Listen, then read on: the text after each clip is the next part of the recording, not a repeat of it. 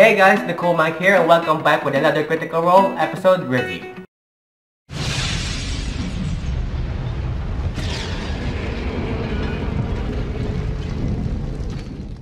With that being said, let's go with the episode. Today's episode is episode 40, which is called Desperate Measures. So here's the summary.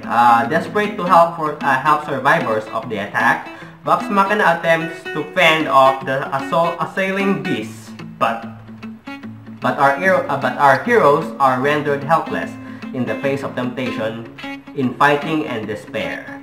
Okay, so with that being said, in this episode, last episode, which is episode 39, what you call the Cloud District, where Vox Machina and members of the council are commonly having a meeting, a royal gathering, was intercepted or attacked by a group of dragons known as the Conclave.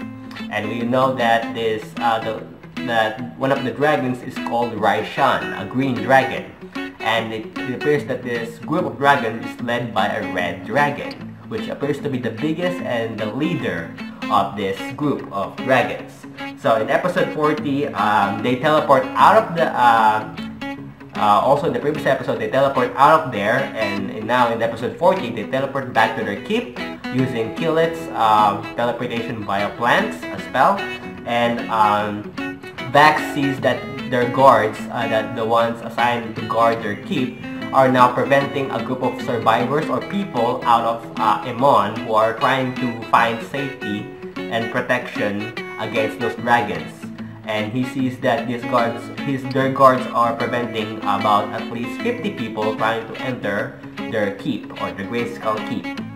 So of course Vax gives a go and gives orders his men, or orders the guards to let the people in to give them a safe place to stay. And after that, what you call, let's see, where is it?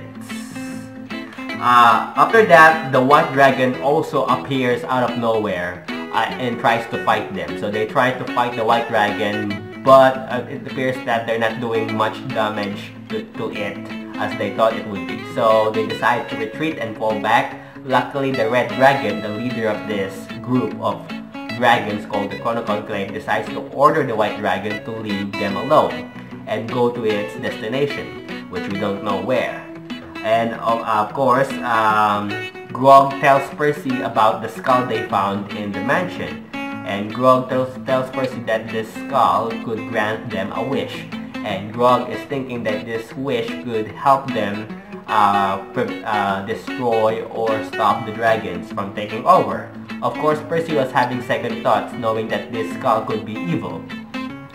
So Percy decides to tell Grog to at least get or gather two of their friends, which is Vax and Killet, and to at least guide them or protect them in case something bad happens. Of course, Grog agreed on this, so he decides to grab Vax in the process.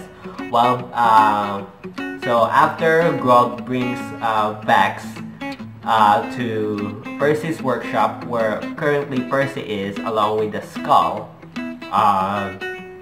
Percy was still having second thoughts, and of course Percy revealed to Vax about their plan, or about Grog's plan, about what you call using this wish to help them against the dragons.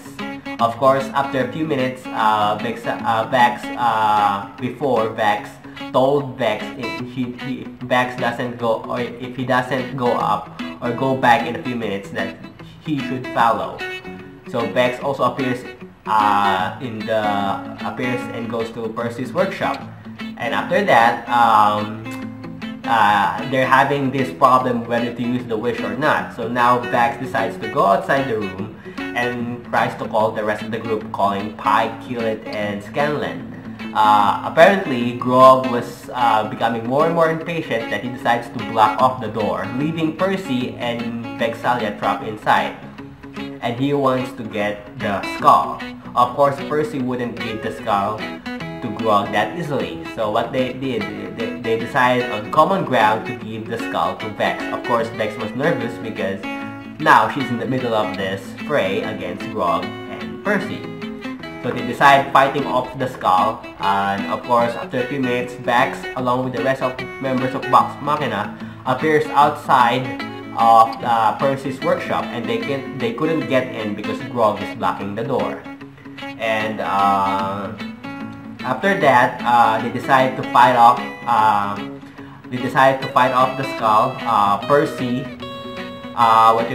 tries to grab the skull, and Grog tries to bomb rush, Vexalia for the skull. And luckily, Grog manages to grab the skull and decides to break it. But he gets a natural 1 on strength, I think. He gets a natural 1, causing for the skull not to break but bounce off his attack. So now the skull is on the floor, leaving Vex and Vex to grab the skull and run away with it. They try to chase after it, and then during the fray, they get a visit from Lady Allura, a friend of theirs. I'm gonna reveal the picture right now. So this is Lady Allura.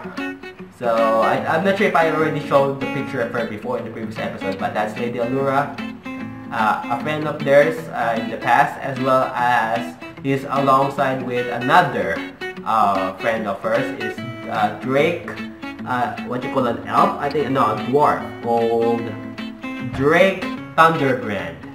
So yeah, Drake Thunderbrand. So it appears that Lady Allura and his friend Drake Thunderbrand is not aware about what's going on in Emon. And then of course Vox Machina revealed to them about the incident about the dragons attacking the Cloud District. So of course Lady Allura couldn't believe it, and they also showed the skull to hopefully that Lady Allura can figure out what the skull is and if it's evil. It turns out that the skull is from a kind of tribe called or a type of creature called the Githyanki. I'm not sure if I pronounced that right, but this is the picture. It's a Githyanki creature. So that's the Githyanki. So it appears that it's a Githyanki creature. The skull is a skull of a Githyanki, and there's a gem, as I mentioned before in the previous episode, that there's a gemstone or an emerald embedded in one of its eye sockets. And it turns out that this emerald is called a soul stone that traps a soul of a creature. And it appears that the soul is from a Githyanki creature, same with the type of skull that they found. So also according to Lady Allura, she revealed that the red dragon who's leading the attack of this group of legendary dragons is called Tordak. So this is what Tordak looks like, the red dragon.